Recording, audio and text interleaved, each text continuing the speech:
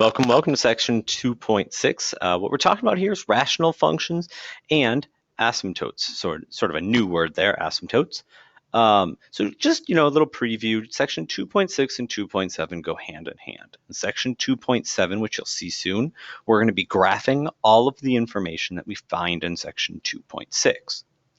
Earlier in this chapter, we talked about how to sketch things like quadratic functions, parabolas. We did a little bit with like cubics and polynomials. So now we're moving into a different set of functions, which are the rational functions. So a rational function can be written in the form of f of x is equal to n of x over d of x, such that d of x is not equal to 0, and that's because I can't be dividing by 0. Where n of x and d of x are polynomials, and as we already said, d of x is not 0. So a rational function is when I have a ratio or division between two polynomials. The domain of a rational number, or a rational function, includes all values in which d of x is not equal to 0. So if we're talking about the domain for this rational function, it's essentially all real numbers because we have two polynomials, except for real numbers that would make the denominator equal to 0. Those are not part of the domain. So we will be talking about domain restrictions here. Rational functions have behavior that is called asymptotic. So an asymptote is an invisible line that a curve approaches but never reaches.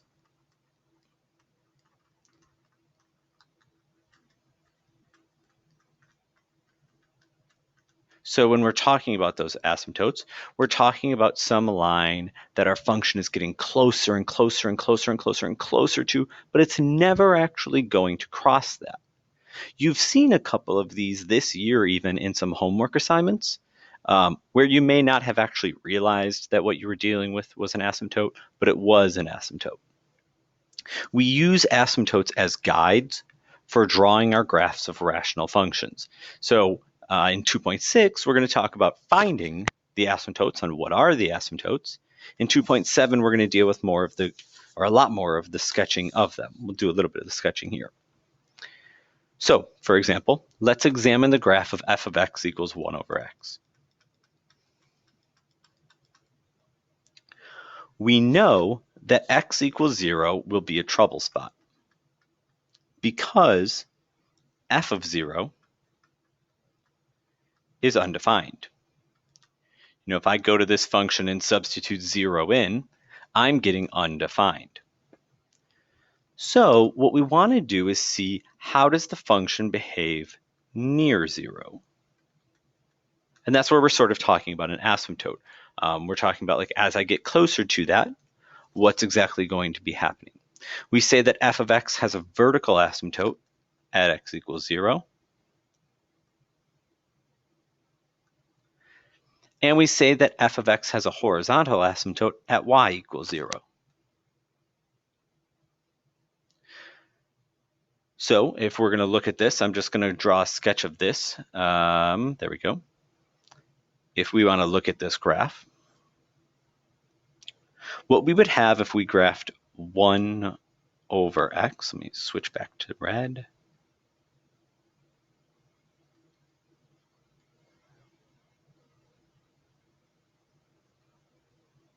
Would be this function.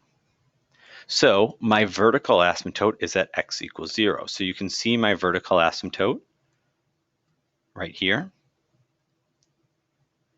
Notice on either side of that blue vertical asymptote of x equaling 0, the function is getting closer and closer and closer, but it's never, ever going to actually cross it. I also have a horizontal asymptote at y equals 0. So y equals 0, as I go closer and closer and closer from either of these directions, I'm never getting to actual 0. And if you think about that in terms of the function, if I were saying, when is this equal to 0? Well, there's no value for x that's going to make this 0. So some ways we can say this: as x approaches 0, and this minus up here is going to mean from the left. So if I'm talking about x approaching 0 from the left, I'm talking about the x value going to 0. So here's x is like -10, -9, -8, -7. So here's x going to 0 from the left. So I'm looking at this function going towards 0. And what am I going towards? Well, f of x, meaning the function value, that's going lower and lower and lower and lower and lower. So that's going towards -infinity. As x goes to 0 from the right, so looking at this function, the right side of this function, as I go towards the x value of 0, what I'm going towards is positive infinity. So f of x is going towards positive infinity. You don't really need the positive, you could just write infinity. I'm writing positive for dramatic effect. As x goes to -infinity, now x going to -infinity, so that means, here's -1, -2, -3, -4. It's saying if I go infinitely over here, what is this function going towards? What y value is it going towards? And what it's going towards is 0. And, we sort of talk about these concepts in calculus next year, but this would be like 0 from the bottom. That's important to us. We're coming from the bottom side of that axis, but not as important for our sake. So as x goes to positive infinity, so as I move infinitely to the right along this x-axis, what I'm still going towards is 0. Notice this is as x goes towards, and it's an x value, and this is y is going towards some y value. All right, so finding an asymptote. Vertical asymptotes. Vertical asymptotes, real nice to find. A vertical asymptote will occur for every value of x in which d of x is equal to 0. So when we're talking about vertical asymptotes, they're going to occur when the denominator is equal to 0. And, we're going to add a little caveat to that and say unless there is a hole. And we'll talk later on about what that means. But in most cases, a vertical asymptote is going to occur anytime the denominator is equal to 0. Horizontal asymptotes, there's a little bit more that we have to sort of think about here. So we have to determine which case applies. Either the degree of n of x is less than the degree of d of x. So if the degree of the numerator is smaller than the degree of the denominator, then the horizontal asymptote, HA, is the x-axis, or y equals 0. I'm usually going to ask you for the equation, so y equals 0. And if you go back to this one, the degree of our denominator was 1. The degree of our numerator is 0 because there's no x. So the denominator is larger than the numerator, and our horizontal asymptote was the x-axis. If the degree of n of x is equal to the degree of d of x, then the horizontal asymptote is the ratio of lead coefficients.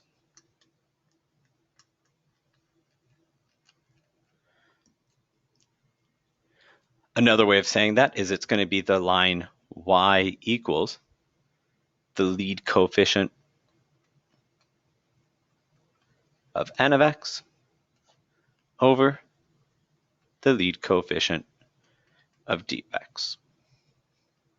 Your last case then is when the degree of n of x is greater than the degree of d of x. In that case, there just isn't a horizontal asymptote.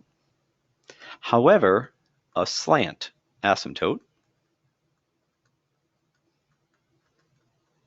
exists.